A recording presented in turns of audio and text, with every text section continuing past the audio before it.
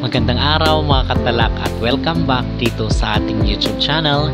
Sa vlog na ito ay ating pag-uusapan at magbibigay tayo ng reaksyon dito sa isang post ni Mr. Nawat, itong CEO ng Miss Grand International, na kung saan is hindi daw bibilangin yung boto pag hindi naka-follow dito sa kanyang social media page. At ating ring panunuorin itong video ni Mr. Nawat na kung saan is gusto niyang makakuha ng simpatya dito sa publiko. Pero bago ang lahat ay huwag kalimutang mag-like at mag-subscribe muna kayo dito sa ating YouTube channel para updated kayo sa ating mga latest issue. So ang pinaka-latest po ngayon na kaganapan dito sa social media ay itong ang post ni Mr. Nawat.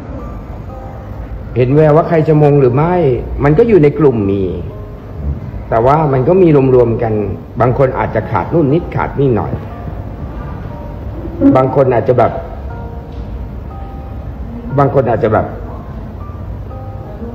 คือหลังบ้านต้องเก่งด้วยorganization ของประเทศเขาก็ต้องเก่งด้วยต้องโปรโมทเก่งบางคนไม่โปรโมทเลยทั้งที่นางงามสวยๆ บางคนก็เอาเวทีเราไปผู้ยี่ผู้ยำอยู่ข้างล่างทั้งที่นางงามก็สวยๆ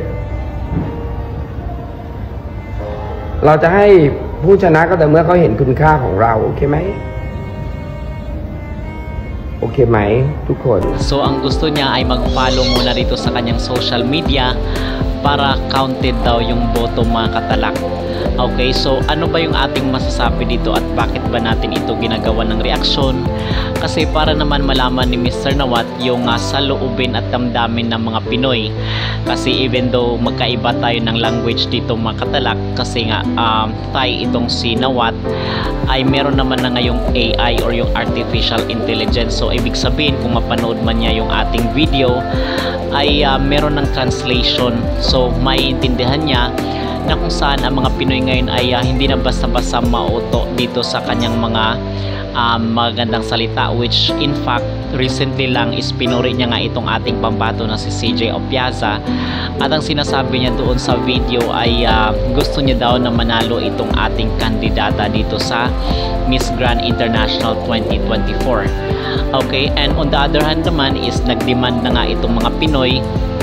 At ang sabi ng ating mga kababayan mga katalak ay kung gusto daw ni Mr. Nawat na makuha ang loob ng mga Pinoy ay kinakailangan na ibigay muna itong hilig ng mga Pinoy na kung saan ay ibigay yung and hindi naman ibig sabihin mga katalak na tayo ay nagdemand or nagbigay ng ultimatum dito kay Miss Grand International ay bibigay na sa atin yung corona. Hindi po ganoon.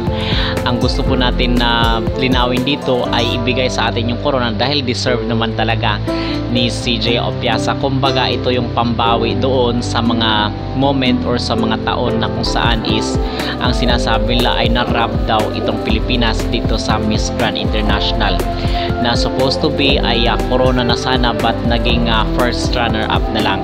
So ito yung pinopoint out ng mga Pinoy. So until such time na walang ginagawa itong si Mr. Nawat na mag-intervene na ibigay itong hilig ng mga Pinoy, which I believe na deserve naman talaga ni CJ Opiaza, ay wala dong suporta na mangyayari dito mula sa mga Pinoy. So ito yung mainit talaga ngayon na usap-usapan mga katalak. So which we believe na and we agree dito sa mga sentimiento at talagang mga saloobin ng mga Pinoy, kasi ilang beses na tayong naolats dito at tayo ay umaasa na somehow ngayon ay mag-iiba ang kapalaran ng Pilipinas dito sa Miss Grand International. Okay? So mga katalak, ano ang inyong masasabi dito sa post ni Mr. Nawat na kung saan ay sinasabi niya na sinisiraan daw siya at ang sabi niya ay meron daw mga tao na gustong i-down itong Miss Grand International. At ano ang inyong masabi dito sa post niya na kinakailangan daw mag-like muna dito sa kanyang social media page, kasi naalala ko lang dati itong Miss Cosmo, ganun din ang ginagawa, ganun din ang estilo na kung saan ay para daw mag-count yung boto ay kinakailangan i-like muna yung kailang social media page.